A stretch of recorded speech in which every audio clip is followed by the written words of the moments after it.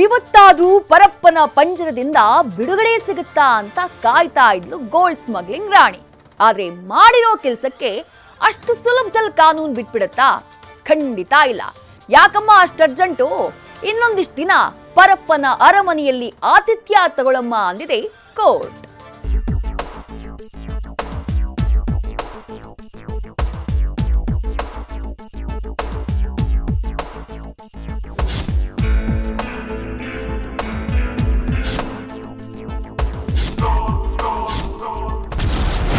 ರನ್ಯಾ ರಾವ್ಗೆ ಸಿಗದ ಜಾಮೀನು, ಜೈಲೇ ಗತಿ.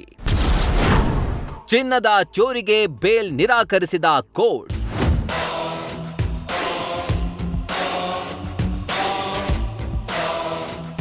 ಚಿನ್ನದ ಚೋರಿ, ಬಂಗಾರದ ಪಂಜರದಲ್ಲಿರೋ ಗಿಳಿ. ರನ್ಯಾ ರಾವ್ ಜೈಲಿನ ಹಕ್ಕಿಯಾಗಿದ್ದಾಳೆ. ಡಿಆರ್ಐ ಬಲೆಯಲ್ಲಿ ಬಿದ್ದು ಚಿನ್ನದ ಸರಪಳಿಯಲ್ಲಿ ಬಂಧಿಯಾಗಿದ್ದಾಳೆ.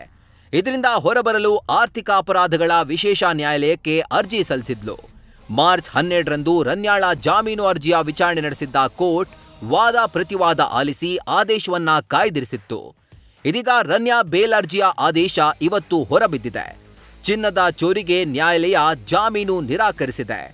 ಗೋಲ್ಡ್ ಸುಂದರಿಗೆ ಪರಪ್ಪನ ಅಗ್ರಹಾರದ ವಾಸವೇ ಗತಿಯಾಗಿದೆ.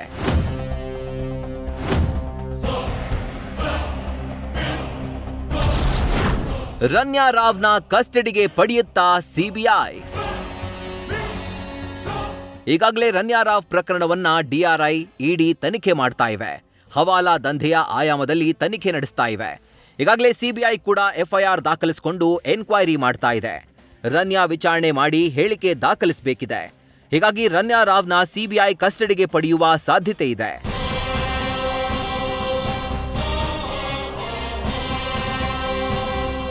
ಗೋಲ್ಡ್ ಸುಂದರಿಯ ಕೆಜಿಗಟ್ಟಲೆ ಚಿನ್ನದ ರಹಸ್ಯ ರಿವೀಲ್ ಆಗ್ತಲೇ ಇವೆ. ಚಿನ್ನದ ಹಿಂದಿರೋ ಕಾಣದ ಕೈಗಳು ಯಾವುದು ಅನ್ನೋದು ಇನ್ನೂ ಯಕ್ಷ ಪ್ರಶ್ನೆಯಾಗಿದೆ.